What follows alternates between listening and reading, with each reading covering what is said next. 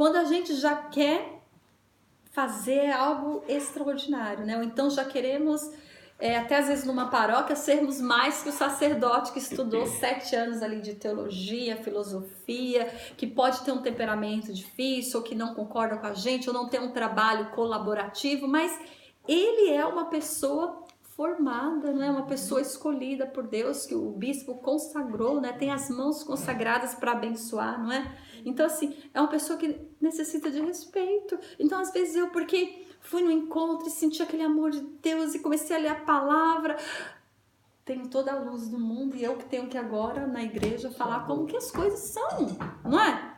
Não, calma, vamos começar ali na nossa vida do cotidiano. Então, às vezes quando eu começo a ter esse processo de conversão, que idade que seja, não é? Tem gente que é muito novo, quando jovem, gente às vezes já nasce nesse seio católico, né? Ou então nesse seio cristão, ou muitas pessoas mais tarde mesmo que conhecem a Deus. Então assim, quando eu tenho esse processo, a Canção Nova já me ensinou muito isso, né? Que eu preciso fazer o quê? Retomar a minha vida, perdoar, não é? Quantas vezes a gente tem problemas, né, com os nossos familiares que necessita do quê? De perdão. Então eu preciso voltar nesse primeiro tempo de Jesus, que é viver uma vida harmoniosa, uma vida boa com a nossa família. Mas é difícil, eles não estão convertidos, eles não estão buscando a Deus, não lêem a palavra. Mas eu estou, é eu que tenho que ser com eles. Como o Giovanier, muitas pessoas ali com a necessidade especial talvez não conheciam a profundidade, certos conhecimentos que ele conhecia, mas eram pessoas que ele estava ali sorrindo com elas, vivendo a fraternidade, vivendo o amor com elas, né? Então, quando eu conheço a Deus, acredito que o primeiro passo é voltar nesse primeiro tempo da história de Jesus, que é viver reconciliado, é viver o amor, é viver a fraternidade, não é? Viver o perdão. Como está o meu relacionamento com meu filho, com a minha filha, com meu pai, com a minha mãe? Então, assim, na Canção Nova, quando eu fazia os caminhos, eu lembro que falava muito para mim assim, às vezes eu reclamava, mas a minha mãe não liga, ou minha irmã, então você ligue. A gente já teve aqui a presença do Ricardo Sá no nosso grupo de amigos, e o Ricardo ele tem uma história muito forte, né, com a família dele, com o pai, né, que ele já partilhou muito com a gente. Então, assim, mas infelizmente o pai dele veio a falecer, mas ele não se arrepende do que ele viveu com o pai dele ter estado lá, de ser amor, de ser presença. Então, mesmo que a pessoa não participe de algo, mas nós é que temos que ser essa presença, esse amor na nossa família. Não esperar que eles já tenham o tempo que você que está vivendo hoje, né? Então, aí ele continua.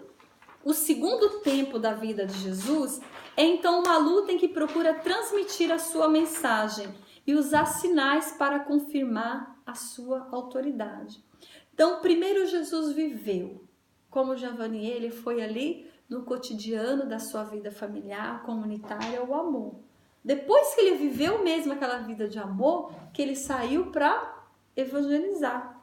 E quando ele vai evangelizar com toda a sua autoridade divina, Jesus realiza aqueles sinais, os prodígios que levaram muitas pessoas à conversão e graças a Deus até hoje nós, né? Não haverá perigo para certos cristãos de falar demais o que não vivem?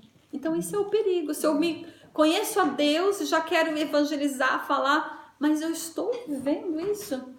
Eu estou vivendo o ser reconciliado, o perdão, o amor? Ou de ter teoria sem a ter vivido? A vida escondida de Jesus é o modelo de toda a vida comunitária. Eu acho isso lindo, porque o Giovanier poderia ser essa pessoa filósofo, e falar em vários lugares, de conferências, de várias teorias, mas qual é a teoria que ele vai buscar lá no início? De estar ali junto com os irmãos, não somente discussando para eles, mas estando junto com eles. O terceiro tempo da vida de Jesus é o tempo do abandono por parte dos seus amigos e a perseguição por pessoas exteriores à sua comunidade. Este terceiro tempo também acontece às pessoas comprometidas com uma comunidade. Então isso aí vem para nós fechar mesmo o que nós também temos aprendido aqui no nosso grupo, né? Eu lembro que às vezes eu falava pro João Luiz, que estava aqui responsável pelo nosso grupo de amigos da Canção Nova, mas é difícil, a gente vai realizar um evento para ajudar a Canção Nova, um almoço, e as pessoas às vezes xingam e reclamam, olha, mas o que vocês estão fazendo com esse dinheiro? E se preocupam com essa questão financeira, e até acusa e prejudica.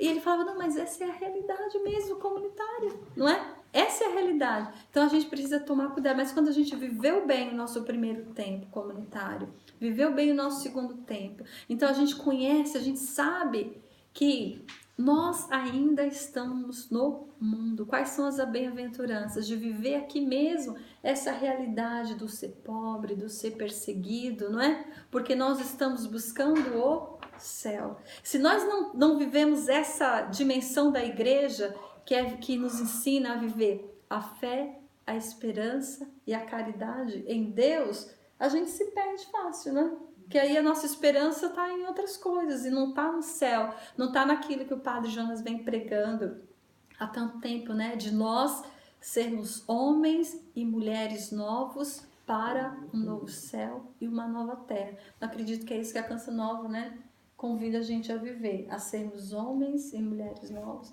para um novo céu e uma nova terra. É um processo fácil? Não. Eu tenho uma amiga inglesa, que é Maureen, o nome dela, eu aprendo muito com ela.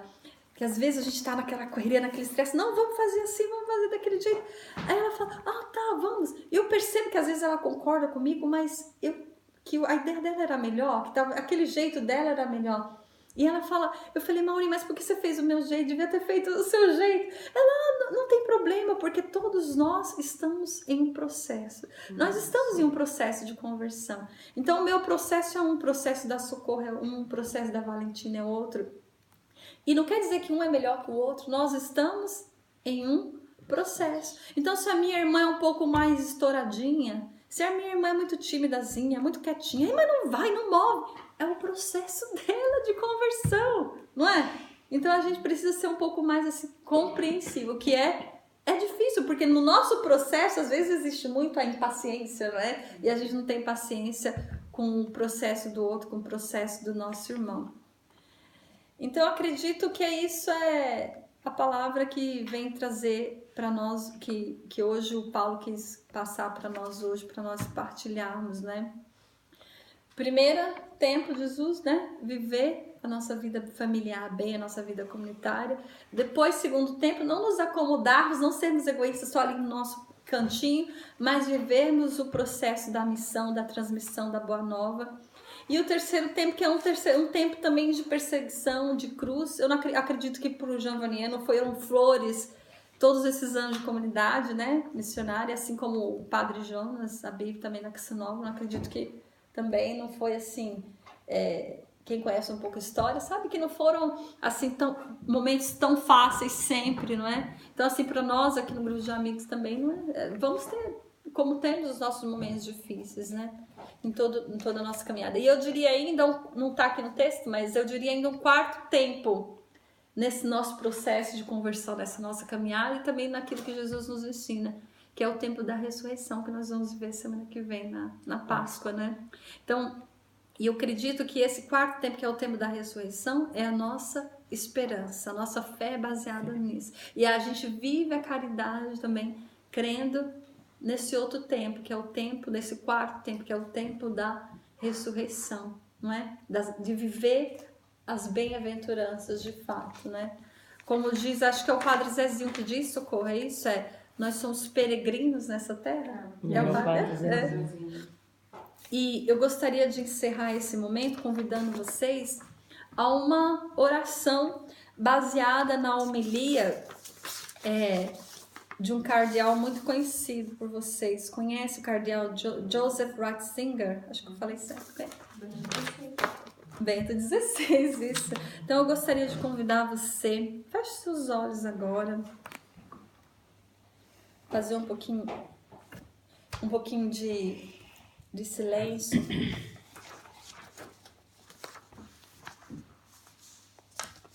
E escutar um pouquinho essa homilia do nosso Papa Emérito Bento XVI. Ele, em uma das suas homilias, dizia: nós estamos dominados pelas nossas coisas, por todos os objetos que as nossas mãos alcançam e que servem de instrumentos para produzir outros objetos. No fundo, não vemos outra coisa senão a nossa própria imagem. Estamos incapacitados para ouvir a voz profunda que desde a criação nos fala também hoje da vontade e da beleza de Deus. Para prepararmos essa reunião do grupo de amigos da Canção Nova aqui em Londres, nós nos reunimos no dia 19 de março. Que quem tem essa devoção sabe, dia 19 de março é o dia de São José. E naquele dia nós percebemos que é ele mesmo o nosso guardião, nosso patrono do grupo de amigos aqui da Canção Nova de Londres.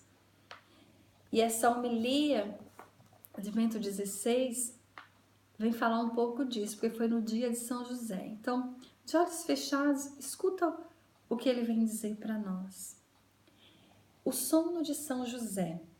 Esse José que dorme, mas que ao mesmo tempo está preparado para ouvir o que ecoe no seu íntimo e desde o alto, porque não é outra coisa o que o Evangelho deste dia acaba de nos dizer. É o homem em que se une o recolhimento íntimo e a prontidão. A partir da tenda aberta da sua vida, convida a retirarmos-nos um pouco do bulício dos sentidos, para que recuperemos também nós o recolhimento, para que saibamos dirigir o olhar para o interior e para o alto, para que Deus possa tocar a nossa alma e comunicar-lhe a sua palavra.